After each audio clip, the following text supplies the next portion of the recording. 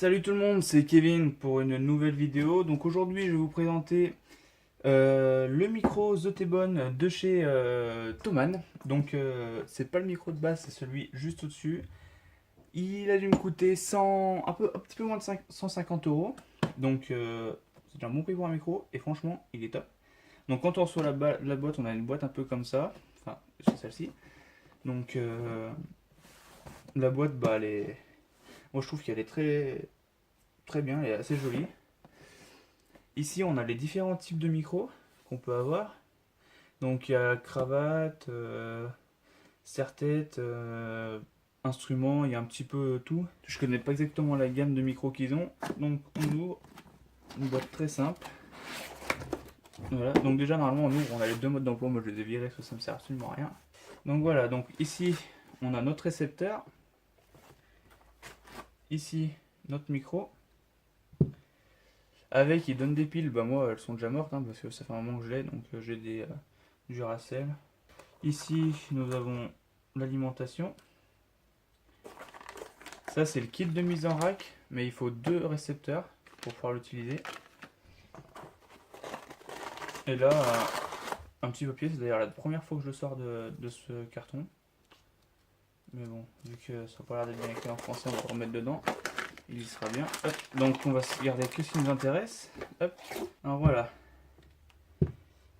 Donc, ici, nous avons un petit récepteur très simple. Power, le volume, le channel.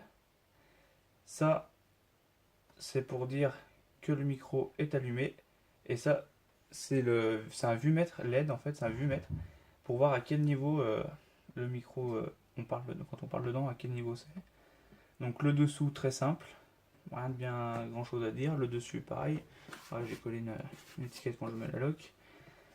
Donc à l'arrière, quand on le reçoit, on a les deux petites dentelles comme ça qui sont dépliées, enfin qui sont pliées. Hop. Donc après, ça, on les déplie hein, comme bon ensemble. On y met bien comme on veut. Ici, on a, on a deux sorties. Donc, soit tu sors en XLR, soit en jack, comme on veut. Ici, l'alimentation. Donc, très léger. Hein. Moi, franchement, ça va hyper bien. Donc, ce qui est bien avec ces micros-là, c'est qu'on peut choisir la fréquence. Suivant comme on est, avec. Si on en a plusieurs, et bah, si tu mets tous la même fréquence, ça va pas aller. Donc, tu peux changer tout ça. Donc, le micro en lui-même, le bouton d'alimentation c'est en bas. Tu restes appuyé 3 secondes pour allumer, 3 secondes pour éteindre, si je dis pas de bêtises.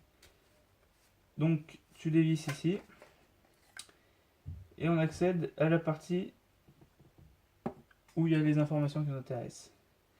Ici tu peux choisir ton canal. Donc bien sûr il faut que ce soit le même sur ton micro et sur le récepteur, sinon ça marche pas. Hein, je pense que voilà. Ici pour mettre les piles, donc on appuie là, ça ouvre, tac. Donc ils me disent dans quel sens faut mettre et quelle pile il faut, des AA de 1,5 volts, pas des piles normales quoi.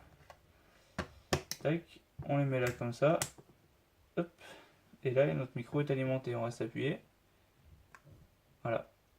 Et là en fait on voit pas très bien mais il est allumé. Et pour éteindre, on fait exactement pareil. Hop, on revisse. Et voilà. Voilà un petit mot à dire sur ce micro là, c'est un très bon micro, nous l'utilisons sur une presta en plein air qu'on a toutes les années, un grand événement sportif, il y a beaucoup de personnes qui viennent y assister et qui y participent. Donc avec toute la foule, on a à peu près 100 mètres de portée, 150 mètres de portée, c'est vraiment très bien pour un micro à moins de 150 euros et qui fait de la bonne qualité. Ensuite, quand on arrive à 200, 220 mètres, là, on commence un petit peu à couper un peu. Puis après, bon, moi, ça passe plus, hein, c'est normal avec tous les gens qu'il y a, c'est pas non plus un micro qui est surpuissant. Donc franchement, moi qui l'ai depuis janvier-février dernier, j'en suis très content. C'est un micro, j'ai jamais eu une seule couille avec, contrairement au Thomann que j'avais acheté, ceux à 47 ou 49 euros là, que j'avais acheté sur Thomann, j'en ai eu deux comme ça. Le premier, je l'ai envoyé en réparation parce que je pensais qu'il marchait pas. Et ben en fait, non, c'était de la merde, il marchait toujours pas quand j'avais reçu le nôtre. Du coup, j'ai demandé à me faire rembourser.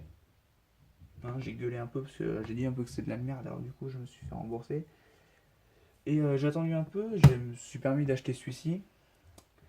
Et puis bah, rien à dire quoi, j'ai jamais eu une seule couille avec, j'ai jamais eu un défaut en soirée, mis à part le manque de piles, hein, parce que n'empêche que ça consomme quand même pas mal, hein. C'est des bons micros, voilà. Ils consomment, ouais, la pile elle doit nous faire 6-7 heures de micro, je pense, quelque chose comme ça. Donc, bon, après, il faut toujours en avoir avec soi, hein, c'est quand même assez important. Donc, moi, ce que je conseille, c'est des piles rechargeables avec. C'est ce que je vais prendre dans pas longtemps, là. Je pense que je vais en commander d'ici quelques jours. Des piles rechargeables, parce que, alors, on en passe, franchement, à gogo. Donc, prenez des piles rechargeables, c'est quand même beaucoup plus simple. Donc, c'est à peu près tout ce que j'ai à dire sur ce micro. Bah, si vous avez des questions, vous hésitez surtout pas dans les commentaires. Mettez un petit pouce bleu, ça fait toujours plaisir. Un petit abonnement, vous partagez, vous faites ce que vous voulez. Et moi en attendant, je vous dis à plus pour une prochaine vidéo.